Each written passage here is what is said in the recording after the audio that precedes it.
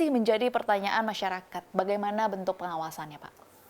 Pengawasan memang selama 5 tahun dana desa itu digulirkan, totalnya itu kan hampir 610 triliun ya. Kalau dulu kan memang belum 1 miliar rata-rata.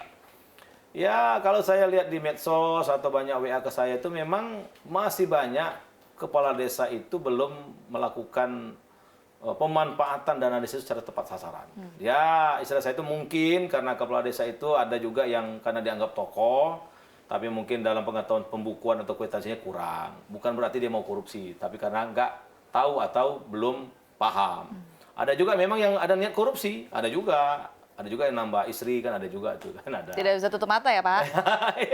Ada. Itu artinya dari 75.000 desa di Indonesia, ada yang benar-benar sungguh-sungguh memanfaatkan dana desa. Tapi ada juga yang melakukan di luar tujuan dana desa itu digelontorkan. Nah inilah mungkin PR kami bersama, saya sudah ketemu dengan Menteri Dalam Negeri, sudah dengan Pak Jaksa, mungkin dalam waktu dekat kami dengan Polri.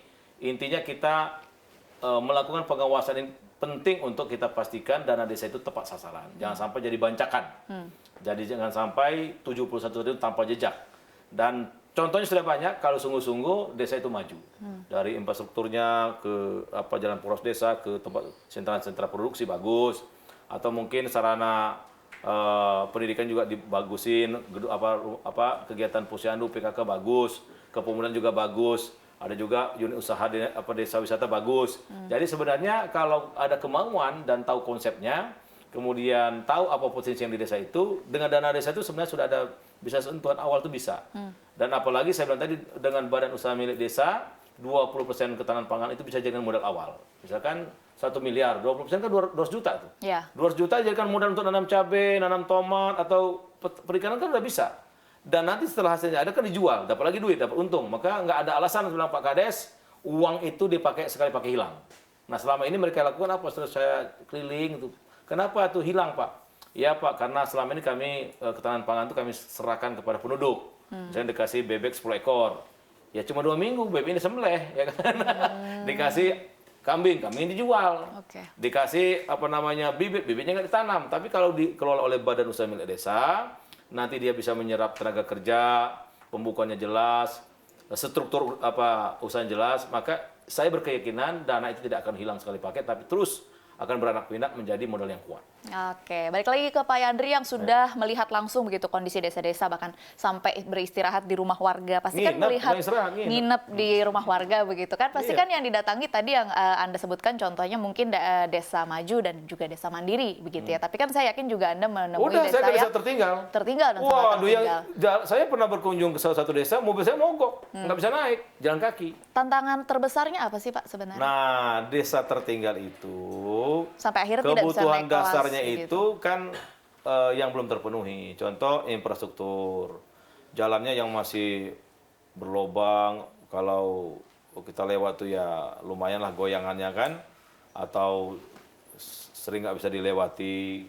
Kemudian juga mungkin di desa itu kalau ada sungainya belum ada jembatannya, belum ada sekolahnya. Jadi itu yang disebut tertinggal. Masih ada sekitar 27 kabupaten kota di Indonesia yang tertinggal. Masih ada 3.000 desa yang belum punya listrik. Bayangkan tuh, Mbak Dina nggak kebayang tuh nggak punya listrik. Loh kemarin saya ke desa Tepian Langsat itu pakai genset itu. Jam 6 hidup, jam 11 mati. Bayangkan jam 11 malam mati. Gitu loh. Jadi dari jam 11 sampai ke jam 6 pagi nggak ada listrik. Gimana mereka mau punya kulkas, gimana mereka mau beraktivitas yang lain. Tapi itu nggak apa-apa, tantangan kita, dan saya hakul yakin dengan bersinergi dengan para pihak, dengan PLN, terus juga saya banyak ketemu dengan negara donor ya, dari Eropa, dari Timur Tengah, dari China, Jepang yang ingin menawarkan pembangunan desa di Indonesia. Jadi kolaborasi kuncinya, komunikasi, kekompakan. Jadi jangan tergantung dengan APBN gitu loh. Nah, ini menarik. Salah satunya adalah pertemuan dengan pihak China yang baru saja dilakukan. Mungkin boleh disampaikan rencananya apa sih, Pak? Ya, tadi kita menerima Mr. Pan Xiangjun itu anggota tetap parlemen di bidang pedesaan dan pertanian Tiongkok. Didampingi juga dari Kedutaan Besar Cina tadi. Inti pokoknya mereka menyambut baik kerjasama yang selama ini sudah ada dan ingin dipererat kembali, ingin ditingkatkan lagi, karena Tiongkok itu kan sekarang pemain utama dunia kan, mau Betul. pangan, mau persenjataan, pertahanan, teknologi.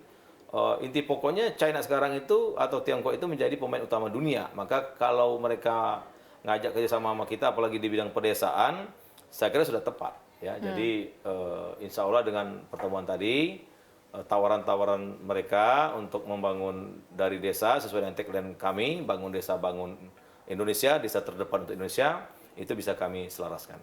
Oke, mungkin boleh sedikit Pak berkaitan dengan kolaborasi dengan beberapa kementerian dan juga lembaga lain. Kan setiap tahunnya pasti ada target-target pengentasan kemiskinan begitu. Mungkin lewat bersama dengan Bappenas, Kemenkyu. Kalau tahun ini seperti apa? Atau tahun 2025? Saya alhamdulillah semenjak dilantik sampai sekarang, hampir 22 kementerian kelembagaan ingin bekerjasama dengan Kementerian Desa.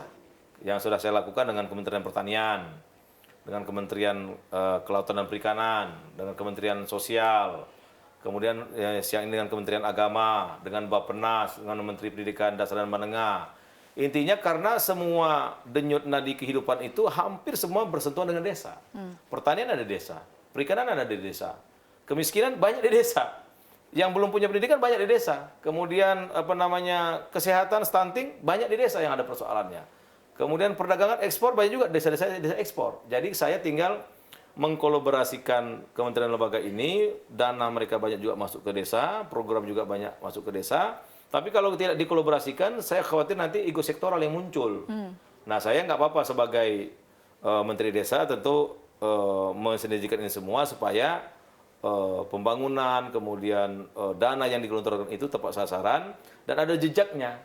Nanti kalau masing-masing bahkan bisa double tuh. Yang si A sudah dapat bantuan, datang lagi kementerian dapat lagi bantuan si A itu. Sementara ada warga yang betul-betul butuh bantuan nggak tersentuh karena nggak ada perpaduan data misalkan atau nggak ada koordinasi. Nah ini yang saya lakukan. Saya nggak pernah akan nyerah. Sekali lagi membangun desa itu tidak mesti dengan anggaran di Kementerian Desa, tapi kementerian lembaga lain juga sangat banyak dengan Badan Pangan, Badan Gizi Nasional. Semuanya saya sudah komunikasikan dan insya Allah bisa bersama dengan Menteri Desa. Oke.